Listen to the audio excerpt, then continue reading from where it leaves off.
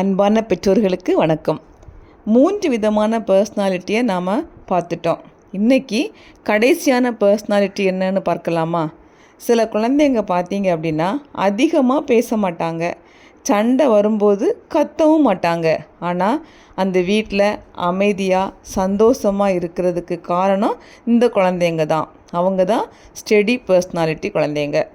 பல பெற்றோர் நினைப்பாங்க, என்னோட குழந்தை ரொம்ப அமைதி, சுறுசுறுப்பாகவே இல்லை அப்படின்னு. அதுதான் அவங்களோட நிலைத்தன்மை. இந்த குழந்தைங்களை எப்படி இருப்பாங்க அப்படின்னா, எதுக்குமே அவசரப்பட மாட்டாங்க, சண்டையை விரும்ப மாட்டாங்க, ஒரு பழக்கத்தை தொடர்ந்து செய்வாங்க, நம்பிக்கைக்குரியவங்களாக இருப்பாங்க, உறவுகளுக்கு முக்கியம் கொடுப்பாங்க. இப்படிப்பட்ட குழந்தைங்க உங்கள் வீட்டில் இருக்கிறாங்களா? கமெண்ட் பண்ணுங்கள். வீட்டில் பார்த்தீங்க அப்படின்னா குழந்தைங்களுக்குள்ளாடி சண்டை வரும்போது ஒரு குழந்தை கத்தும், ஒரு குழந்தை அழும். ஆனால் இந்த குழந்தை அமைதியாக ஒதுங்கி நிற்கும்.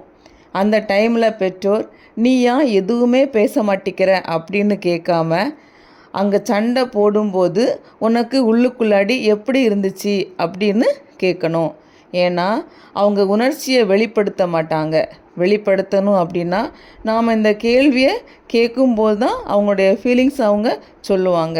இதே மாதிரி எந்த சூழலாக இருந்தாலும் உணர்ச்சியை வெளிப்படுத்தக்கூடிய கேள்வியை நாம் அவங்கக்கிட்ட கேட்கணும். அதே போல் ஏதாவது மாற்றம் வந்தால் அதை அவங்க ஒத்துக்க ரொம்ப கஷ்டம். நாம் சொல்லி அதை புரிய வைக்கணும். எக்ஸாம்பிளாக ஒரு புது ஸ்கூலாக இருக்கலாம், அல்லது ஒரு புது இடமா இருக்கலாம், அல்லது ஒரு புது வேலையாக இருக்கலாம். எதுவாக இருந்தாலும் ஃபஸ்ட்டு அதை ஏற்றுக்கிறதுக்கு ரொம்ப சிரமப்படுவாங்க.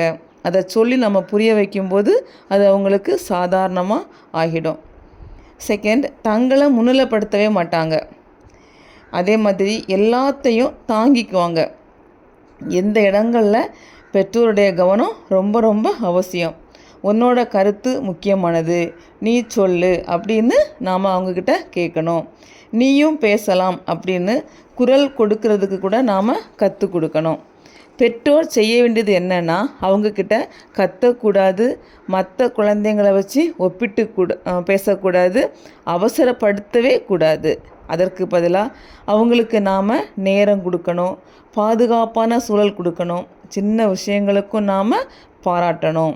இது எல்லாம் சரியாக ஃபாலோ பண்ணும்போது வாழ்க்கையை நிலைநாட்டக்கூடிய சிறப்பானவங்களாக வளருவாங்க. உங்கள் எல்லாருக்குமே ஒரு யோசனை வரலாம், 4 பர்சனாலிட்டியை பற்றி சொல்லியிருக்காங்க, நம்ம குழந்தை என்ன பர்சனாலிட்டின்னு தெரியலையே அப்படின்னு. ஜஸ்ட் வாட்ஸ்அப் பண்ணிக்கோங்க, தெரிஞ்சுக்கலாம். நிச்சயமாக உங்கள் குழந்தையுடைய பர்சனாலிட்டியை தெரிஞ்சால் மட்டும்தான் குழந்தைங்களை புரிஞ்சிக்கிட்டு வழிநடத்த முடியும். ஸ்டெடி பர்சனாலிட்டி குழந்தைங்களை மாற்றவே கூடாது, அவங்கள மதிக்கணும். அமைதி பலவீனம் இல்லை, நிலைத்தன்மை தான் அவங்களுடைய உண்மையான பலம். இந்த உலகத்தில் எல்லா குழந்தைங்களும் கலகலப்பாக இருக்க முடியாது, அப்படி தானே? உங்களுக்கே தெரிந்திருக்கும். ஏன்னா உங்கள் வீட்டில் 2 குழந்தைங்க இருந்தாங்க அப்படின்னா 2 பேருமே 2 பர்சனாலிட்டியாக தான் இருப்பாங்க. அது காடோட கிஃப்ட்டு. நாம் இன்றைக்கி பார்த்த இந்த ஸ்டெடி பர்சனாலிட்டி குழந்தைங்களுடைய பெற்றோர் செய்ய வேண்டியது ஒரே ஒரு விஷயந்தான். என்னென்னா, அவங்கள வேகப்படுத்தக்கூடாது, ஒப்பிடக்கூடாது, மாற்ற முயற்சி பண்ணக்கூடாது. அதுக்கு பதிலாக அவங்களுக்கு நேரம் கொடுக்கணும், நம்பிக்கை கொடுக்கணும். இதை பண்ணாலே அந்த அமைதி நாளைக்கு மிகப்பெரிய பலமாக மாறும்.